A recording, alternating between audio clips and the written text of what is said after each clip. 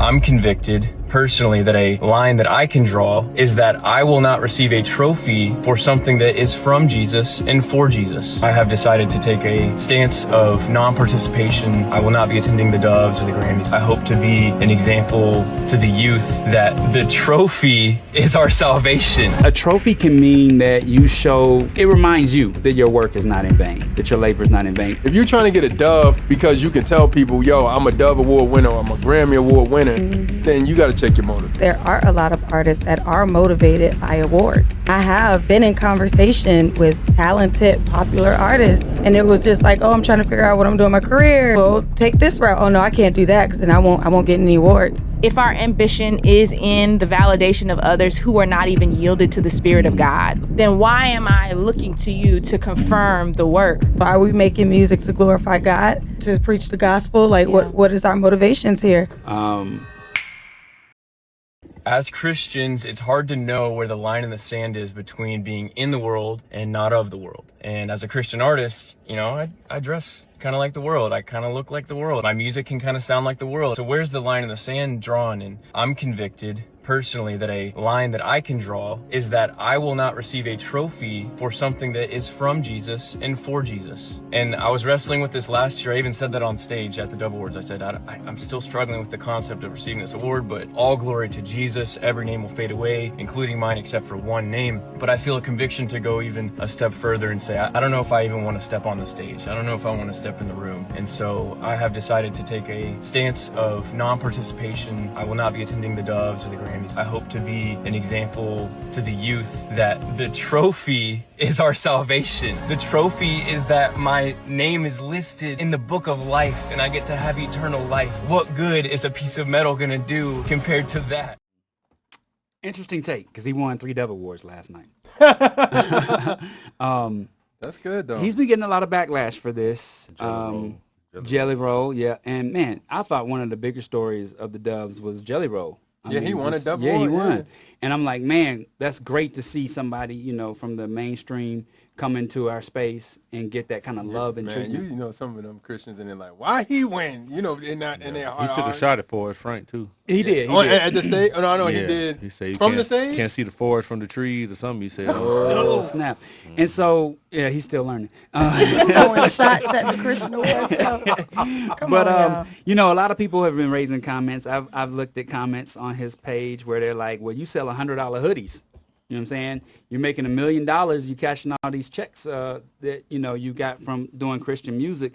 And I had this conversation yesterday. I was doing an interview on Holy Culture Radio, Sirius XM, Channel 140. Shout out to them. And, you know, basically we were talking about a trophy can mean that you show that it reminds you that your work is not in vain, that your labor is not in vain. I think about that with Trackstarz. We got awards on the back of the wall, and it's just like it reminds us that when we get down on ourselves, because we get down on ourselves. I mean, when you've been doing something for 19 years and you it's still now popping off. It's now popping up, but you also have frustrations of the things that happen along the way. You know, I remember having a conversation with Sean when I was like, man, I was sitting in front of my house and I was like, bro, I'm ready to quit. He's like, nah, don't give up. We can't give up. And then I remember having conversations with him where he was like, man, I'm ready to just whatever. And I'm like, no, we can't give up. So it's like that accountability is there. But we get to that point where you're feeling like, man, is this even going to ever work? And then when you get recognized for something, you're like, okay, God is showing me that my labor is not in vain. Amen. And so I get that aspect of it as well. But yeah, I mean, man. I don't think that's wrong. I mean, I don't think anything is wrong with what he said. I just probably would have made it a press release and not an Instagram post. Because here's the thing. I think he took his label by surprise. Because they're the ones submitting the music for him. Folks don't care. They getting a check. Yeah. I think the important thing that he said that people are overlooking is it's a personal conviction. He's not saying that you're in sin if you go or you're wrong. Right. It's a personal conviction for him. So, and if for anyone who comes out and says, hey, you're making money off your music and you're selling your merchandise, anybody who does any kind of arts or music or acting, whatever it is, you know that the cost that goes into it. You're investing into it, you get a return. Guess what you do? You continue to invest in what you're doing to try to make it reach as many people as possible. There's no sin in that. Now, if your heart is to glorify yourself and not the Lord, then you might have an issue. You know what I'm saying? But for him making money and stuff off his craft, since there's no sin in that, and he's not saying everybody's in sin for getting an award. Yeah. We know that's not the case. He just said it's a personal conviction for him. And I can't tell you not to be convicted or not be convicted when it's personal for you. Some people may look at it like, hey, I'm going to go to the platform so I can share a word that brings more people to Christ. Like what Harvey shared when he won his award. He shared the gospel and it talked about, the coming to Christ. Like that's what he chose to do. That was his personal conviction. So I just think let the man live. You know what I'm saying? If you don't want to do it, you don't have to do it. But he's not condemning nobody else. I think that the fact of the matter of like him doing that, like you said, it is a personal conviction. It's a personal conviction of saying, this is what, and we don't know his heart. Maybe his heart is like, if I get these awards, I'm gonna get prideful. So let me stop. Yeah. So to my fans, because he didn't broadcast this on anywhere. To my fans, hey, the reason you're not seeing me at the Dove Awards is because this situation, I just feel like I don't want to receive awards because I feel like our award is in heaven. That's just how I feel. And but honestly, I'm gonna say this, and then some people gonna have a problem when I'm saying it. Just showed the artist in our space when in his comments and in what people posted. Like, it's so many people that they love validation and they love. Yeah. I mean, validation is. But they love validation, but they also understand that their hard work, awards come with your hard work. So I get that. But at the same time, what's your motives behind wanting to get a Grammy? What's your motives around getting the Dove? If you're trying to get a Dove because you can tell people, yo, I'm a Dove Award winner or I'm a Grammy Award winner, then you got to check your motive. That's just being real. Well, you could just be like, look, I'm going to show you that I didn't have to compromise my stance and my faith, and by sticking to my guns and making music to glorify God, I still was able to accomplish great things. Yeah, that too. That too. But I heard the whole process. All of this is politics, bro. Exactly. And what I mean by that, Dove, Grammys, Oscar, when I mean politics, I'm serious. It's all about voting and who you like. So if everybody in this room like Plain James, we're going to vote for Plain James. If everybody in this room like Aaliyah, we're going to vote for, you get what I'm saying? So it's really a politics thing of who you choosing and who voting. It's a voting process. It's not just like, it's not by like, yo, they had the much success, they should get the award. It's based off like, hey, we got to vote in the committee. This is how we vote. He surpassed Drake. I think he was going to get something. I just don't think you ignore the most popular artist out there besides Drake. You know what I'm saying? Yeah. I just don't think you do that. Now, I am happy that he did that. And like you said, followed his own personal conviction.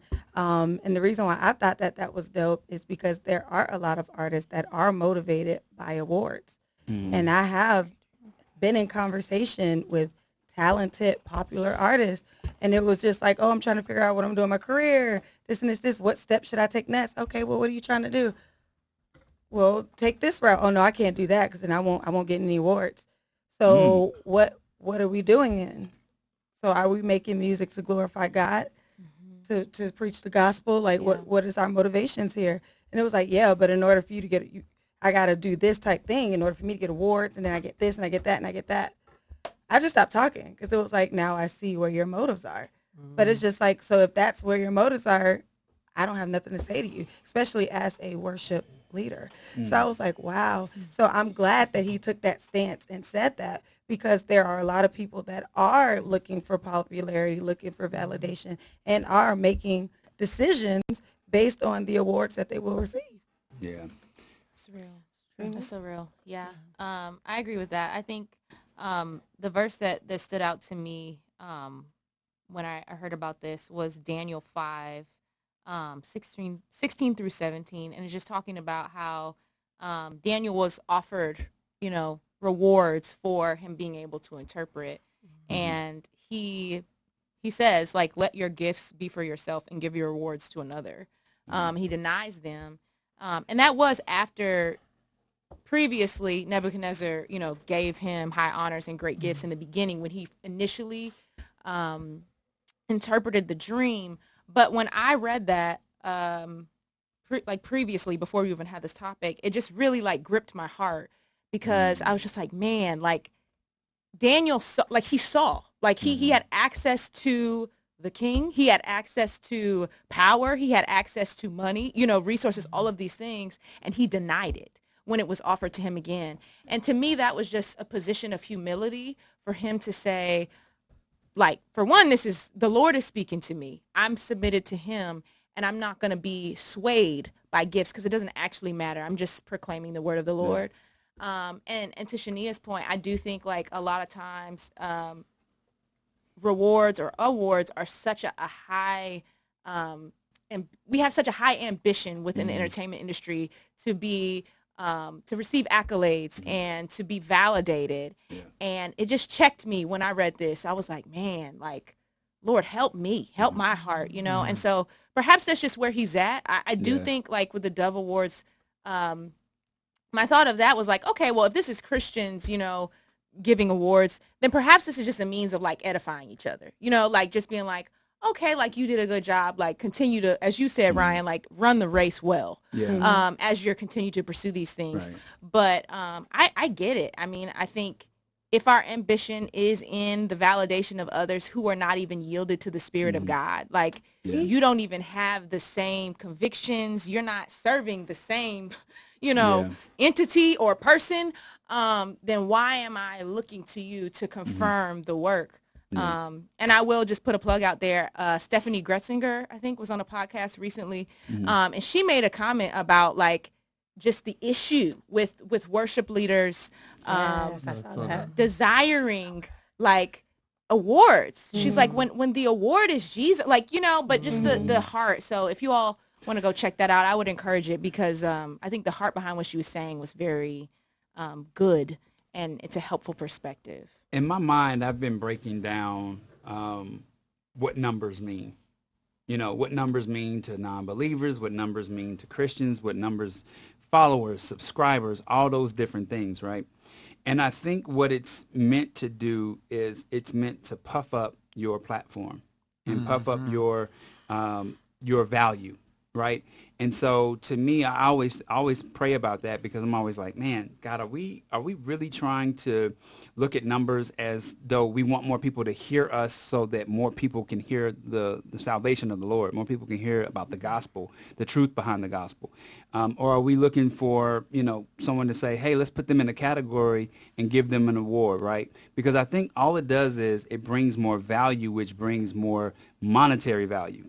And I think that's what I'm concerned about when I watch a lot of podcasts on YouTube, when I see a lot of people just making clips to drop clips. Like, I think a lot of people make a clip just to drop it because they know, oh, man, this is going to get like 100,000 views, and that's a nice little check, and da-da-da-da.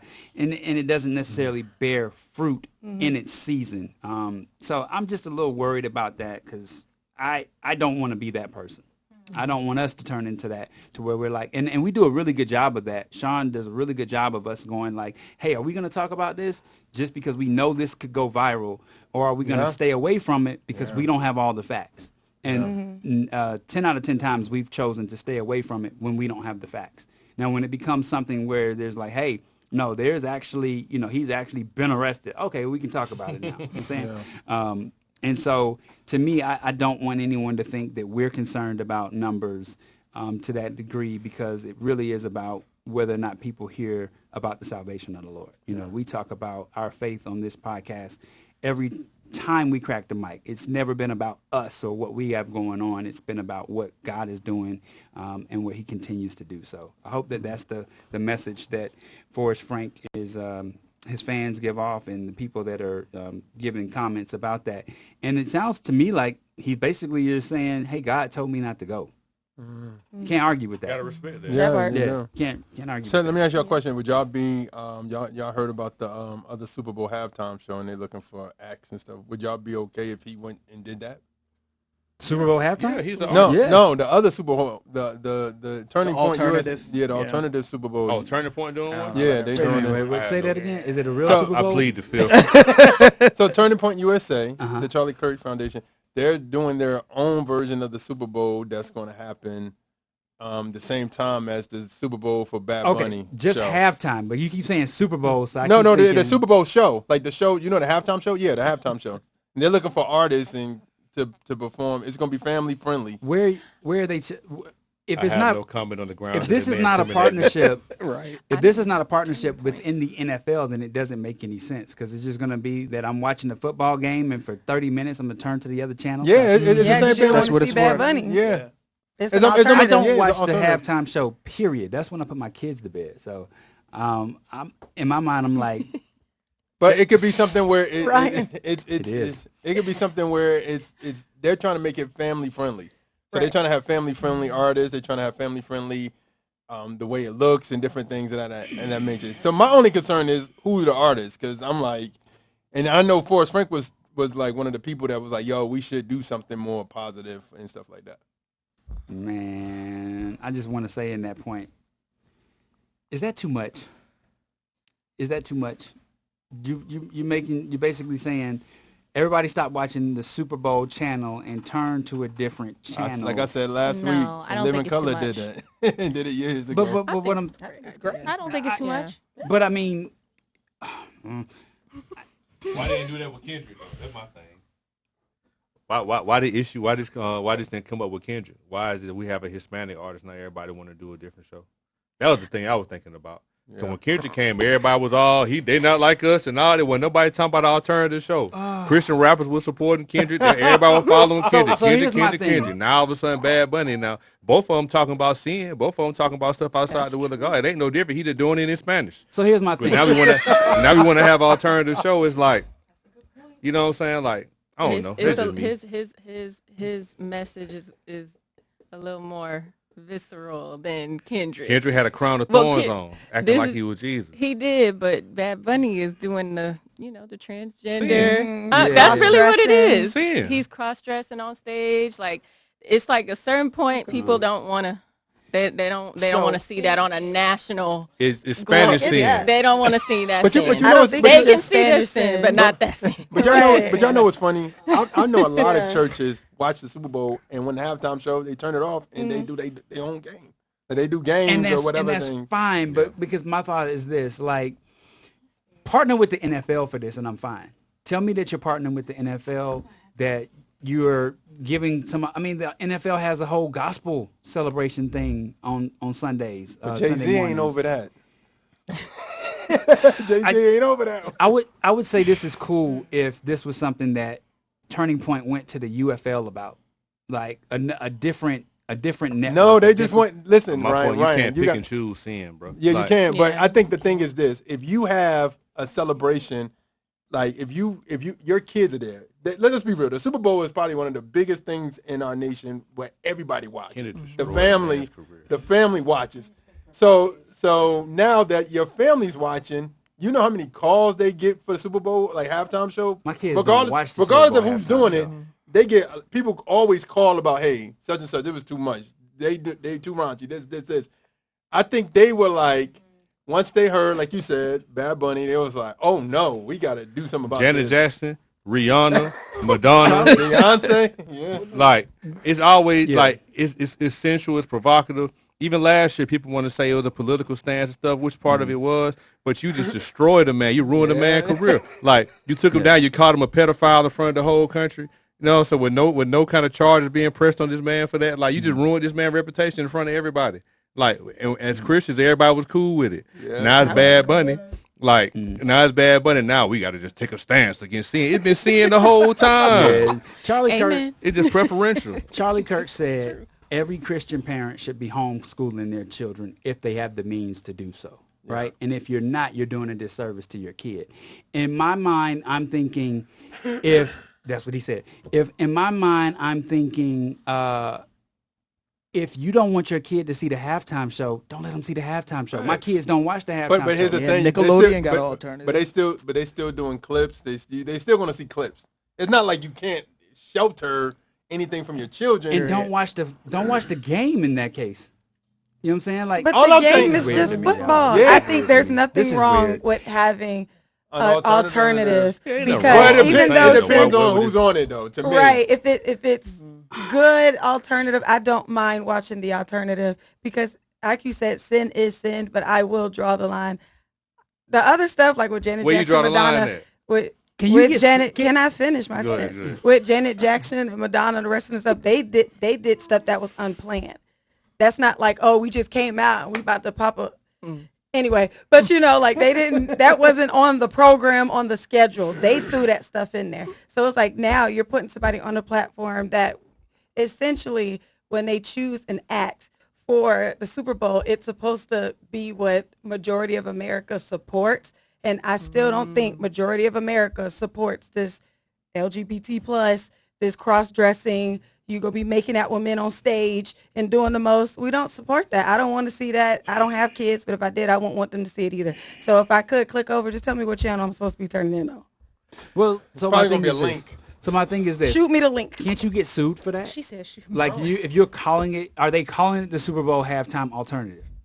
Or are they just saying at the time of the Super Bowl, turn to this channel? Probably. Okay, all right, it's different. I'm gonna say this too. I'm not a Bad Bunny fan, but I've seen he did like a residence in Puerto Rico, and I know people who went to the concert and stuff. That one time he did kiss the guy, which I do not agree with. Once again, he don't do that every show. Like, so I doubt very seriously at the Super Bowl he's gonna be kissing men and doing that kind of stuff. That was a political statement he was trying to make about people loving everybody, and I don't agree with all that. Like and I you said, don't think he's gonna do that at the Super Bowl? No, I don't think he's gonna do that. He did that at a residency. Well, If time he will made a tell. political statement with that. Time will tell. Time will tell. Interesting. But I'm not condoning them anyway. I think, like I said, it's Right. seeing all the way around. It's interesting to me now. People just Yeah, the timing. When they heard Bad Bunny, you know what I'm saying? All of a sudden, now we got to take a stance. It come across kind of racist. I think to that point, I don't think it's against Spanish people. We've had Spanish people on the Super Bowl before. Shakira did, but- didn't Shakira Exactly, do Shakira Puerto Rico. and J-Lo? Jennifer Lopez. Online though, it's been kind of racist. People talking about ICE gonna come pick him up. He's an American citizen. He's Puerto yeah. Rican. Yeah, that's what I'm saying. People saying it's an ICE setup. Puerto and stuff. Rico is America. Puerto Rico is America. That's what I'm saying. It's But racist. again, we cannot use ignorance to validate our points here. This is an ignorant but- person saying that. But I think what James Ignorant is saying people. is perhaps maybe the concern is that a part of the intention of why this was initiated in the first place? Like, is that what the commentators are speaking to? You know, like what is the entirety of the motive behind why they're doing this? And what I was going to say to that is time will tell. If this is just a 1-year situation and then it goes back to what it was, you know, like time will show. Charlie Kirk just got. You got a lot of racial tension going on in our country right now. You got the whole thing going on with ICE. So, you know, he's an American citizen. It's still like the Latin community. You got a lot of stuff going on right now. So when you put a Kendrick up on stage last year, with stuff that was going on now, he got the American flag and doing all this kind of stuff out there. That was that in the midst of the tension. Then you got Bad Bunny, who's a Latin artist coming on in the midst of Latin people being oppressed and snatched out of their homes and doing all this kind of stuff. It's a lot going on at one time. You know what I'm saying? So it just comes across like it's some kind of racial undertone that's being presented. But let me ask you a question, James. How much is it Jay-Z knows what to do? He's the person He knows behind gonna it. make money. No, but he also knows Jay-Z low-key is political. So he knows at the time, like, yo, well, using Kendrick, I don't really rock with Drake anyway. Yo, Kendrick, let's do the Super Bowl halftime show. Drake said he don't need me. Let me show him something. You get what I'm saying? He ain't no dude at home like, man, I wonder if Bad Bunny could do this halftime show because I think he's an incredible performer and his music is incredible. He looking at what's going on with ICE and go, I think we should give Bad Bunny a call. It's just foul, bro. You know what I'm saying? It's just, I don't know. It's just foul. Yeah. So we did want to give some time to Aaliyah to talk about, just everything you have going on. Most notably, you have been recognized for season 5 of Love is Blind. Talk about what that was that something? No. Oh, talk about what that experience was like for you. The experience was a whirlwind, but it was really eye-opening for me. Yeah. I come from a interesting background when it comes to marriage, and I saw divorce growing up, so it was a big step for me to even go on the show and say, let me see if I could go find a husband on a reality show. I was never a reality TV viewer to even begin, so it was just a really big leap of faith for me at the time. But I really overall feel like it taught me a lot of lessons. Okay. Matured my outlook on marriage, and one of the big reasons why I ended up leaving the show, because if you've watched that season, you know that I made an abrupt exit. One of the reasons I left was just because I did not feel at peace. I didn't feel like God wanted me to be there, and I prayed about that. I was for days wrestling with that, and just wasn't my first time saying, hey, I don't feel good about this. I think I want to leave. So I prayed about it, and God told me this isn't where your husband is. Did you feel like? Wow. Do you feel like that staff or that show group, they kind of use people and exploit them? Yeah, I do. I didn't know we were going, but yeah, I do. I feel like there's a lot of exploitation going on in reality TV today. I think we can all agree to that. But I think a lot of time the casting process, we're not aware sort of what we're walking into either. So, a lot of us are just everyday working people, especially with Love is Blind. We're everyday working professionals coming onto this show, trying to find a spouse. And what was the commitment like for you? Like, was it 2 weeks? Was it how long did it take you to film? I think I filmed for a total of 3 or 4 weeks, and then I think everyone else, their filming time was about 7 weeks. Wow. So it's really quick. It's really quick. And actually, one of the podcast episodes I've already filmed is with another Love is Blind castmate, and she was an obedient believer. I always say I was probably very lukewarm going on Love is Blind, and so, but her experience was very tough being an obedient believer and woman of God, trying to go on a show that we both had the perception was very wholesome, in comparison to other reality shows and dating shows. And just being like, I want a man of God. I want somebody who values, living by scripture and having this standard. Being in that environment where it's like alcohol is everywhere, and just worldly things are sort of being pushed at you.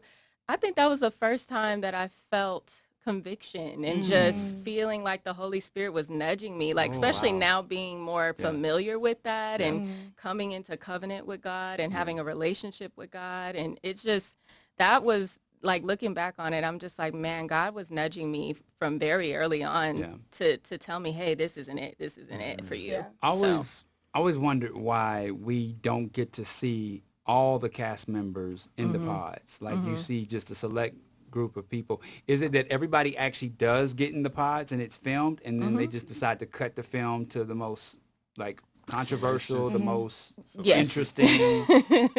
It's everyone goes on all 15 plus dates a day. What? Everybody dates 15 a day? Yeah, I went on. You did that for 4 weeks? Yeah, well, not you kind of cut back. You rate people, and then it's like, okay, well, now I'm down to 8. Now I'm down to 5. Now I'm down to 3, or however it goes. It's like speed dating, but like a roster almost. Like you got your roster, then one person didn't check out. So let me get this. Right.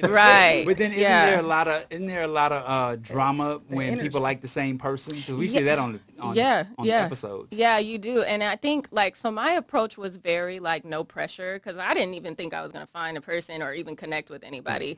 And I always joke and tell people, y'all, I went on the first 14 dates, and actually the male castmate that I connected with, he was my last date that first day, because I had already told him, like, well, he's not here for me. I guess I'm going home. But, I ended up connecting with someone on the very last date, and it's a lot of it is centered on, wanting something that, sparks ratings, gets people talking, which one seems to have the strongest connection and the love connection in there. And I do believe that people find real love in there. I believe that there are a few couples who truly, genuinely love each other, but I think it's one of those things that if that's where God has assigned you to find your husband or wife, then you will. And if it's not, you're probably going to have a really tough experience. And so, I do have a question about that wrestle, because I did watch that season as well, and I saw the abrupt exit, and I feel like the way they tried to spin it was like, sometimes we want a thing, and then when we get there and we're presented with it, we're scared, and then you left, and then there was a moment where you came back.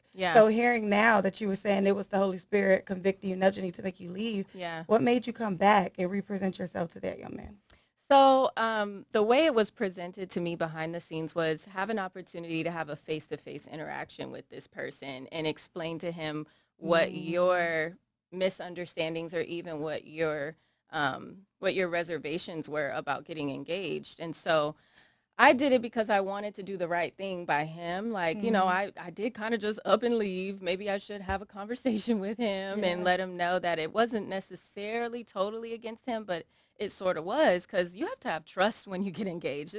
These are real engagements. These are real marriages. And then there's a contract contractual binding time limit that you have to be married to these people once you marry them on the show. You know that. It's a big decision to make in such a short time. You know what I mean? And so for me, I didn't feel comfortable with all those, you know, lies and different things that were told that weren't true to me, and him being deceitful. I was like, no, I don't feel comfortable to get engaged. And I wanted one and done. And thank the Lord, you know, that has come to pass for me. I have a man of God. I have a man who treats me well and has not, you know, planted any seeds that make me feel uncomfortable in the trust department. But I mean, I just think that people miss that. And I get it's reality TV edits and stuff. They got to make it entertaining. They got to make it juicy. But that was always the thing that didn't sit well with me, was like, okay, let's tell the whole story. You know, let's paint the full picture. You know, no one should jump into an engagement with someone they don't trust and who's been lying to them, ladies, gentlemen.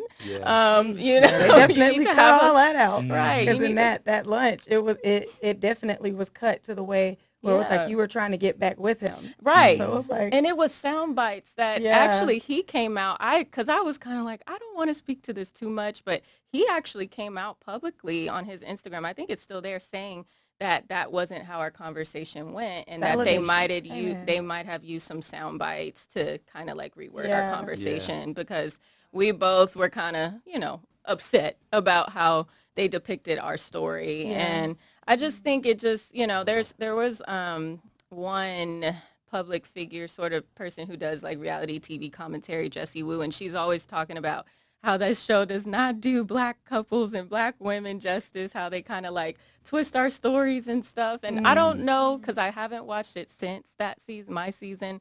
But, you know, I do feel like, you know, it would have been nice to have the opportunity to really explain that to the public. Like, hey, you know, we made some logical decisions. These are our real lives. These are real marriages. And, you know, for people who have a background of fear of failure, because I'll be honest, that was really one of my biggest fears. Like, I don't want to get a divorce. That's not the dream that I see for my marriage story and my love story. And so, you know, that crack in the foundation just was enough for me to say, you know, this isn't it for me. And I believe God led me and ordered my steps, because I am in a godly marriage now. So, what advice would you give to the ladies that are still looking, like your process from that to actually meeting your man of God? Well, just don't dwell in that place of confusion. You know, I dealt with a lot of paranoia issues and mental health issues leaving that show, thinking like, man, I just can't trust anybody. You know, it's hard to really connect because you're in this environment where all you do is talk. And, you know, it kind of takes you back to when you're a teenager and you're on the phone all night with somebody, and those emotions are just so high. And, you know, but I just feel that people should give love a chance, you know, truly pray about the things that you're wrestling with. If it's trust issues, if it's fear of failure, fear of commitment, and then for women of God, if it's bending your standards. You know, a lot of us struggle with the purity piece, struggle with the, you know, really upholding, you know, your purity in dating. Just don't bend, because at the end of the day, you're bending on the standard of the person that you're going to marry. So stick to that, lean on the Lord during your dating phase, when you're meeting people and connecting with people, and just ask him about everything. I mean, ask God about everything when it comes to what you're doing, the decisions you're making, and who you're dating. Yeah, that's good. That's good. And so we can expect the Pure Talks podcast to come soon. Yes, so actually October 24th, we officially put a date on it. All right. The first episode will drop then, and it'll be my full testimony starting off with a sister in Christ of mine who kind of leads me through the conversation of sharing my full story, which was really interesting. But, you know, obedience, going to do it because... Be focused on you as an individual, you as a wife, and is it going to be couples? All the things. Okay. Each episode has a different guest, and we just discuss various topics, whether marriage, whether overcoming parental wounds, addictions, identity issues. Okay. Yeah, I mean, really good conversations. I'm so excited about it, y'all. God has just really been faithful, so I'm excited. Me and Jeremiah, our wives have a podcast. I think you'd be great to share your testimony with them as well. Perfect. And then also kind of hopefully they have some space where they can get you on before your launch. So that would be awesome. Yeah. We'll connect you with that. Well, man, thank you guys for sticking it out with the Track Stars today. We are going to move over to Patreon. 1 second, Ryan, before you go. I do want to share, being that you did mention that our ladies of Track Stars, they actually sat down with Becoming Eva, and their episode aired this morning. So, sure did. ladies, y'all want to talk about? Yeah, let's talk about that. How was that for you guys? How was it? What women want, right? Part 2. Yes. Part 2. Yeah, it was a wonderful experience. We were able to kind of just share our perspectives and also just gain some wisdom from, women who are married. And so it was a wonderful discussion. So y'all go check it out and let us know what you think. See, now I'm worried because you say women that were married, and I know my wife is that woman. So now I'm correct.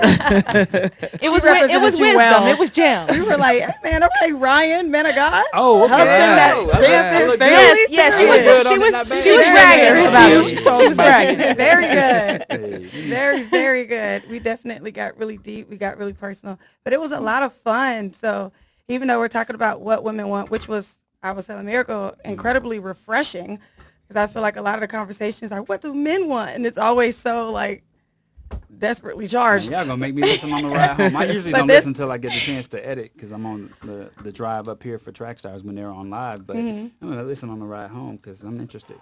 Right. I definitely think there was some good conversation points that both men and women can benefit from. Yeah. And so we did what men want last week with them. Playing James. DJ Jeremiah playing James, the focal point of the room playing James. Because I think it should have been called I think it should have been called What Men Wanted. In my case, you know what I'm saying? Because that want is more present day, and I'm like, I'm good. I got what I wanted. So. Amen. Period. God bless you, man. Yeah, thank you, sir. Thank you, sir. So you guys. Also, my last plug, man. I wanna plug our TikTok page. I know numbers aren't everything, but however, we want to reach these people on TikTok as well. So you guys, please subscribe to our TikTok page, so that way we can broadcast live on TikTok as well. And before we go, Leah, do you have any social media links that you can give them? Yes, my personal social media is at AALOVE4_, and then there is Pure Talks Bible, which is on TikTok and Instagram. Okay. Awesome. Well, feel free to stick around for our Patreon. Our Patreon is like we kind of call After Dark because it's like no filters. We just kind of just go wild with it. Trackstarz Uncut. Trackstarz Uncut, yeah. So feel free to stick around for that. But thank you guys again. Y'all keep praying for Sean. He's doing better. I get the chance to talk to him a couple of times a week, and he's in good spirits. Amen. And he's really helped out with the show today. So, keep praying for him. And we will see you next week. You're in the field with the Trackstarz. Ryan Righteous, Sean Tanner, DJ Jeremiah. Let's go.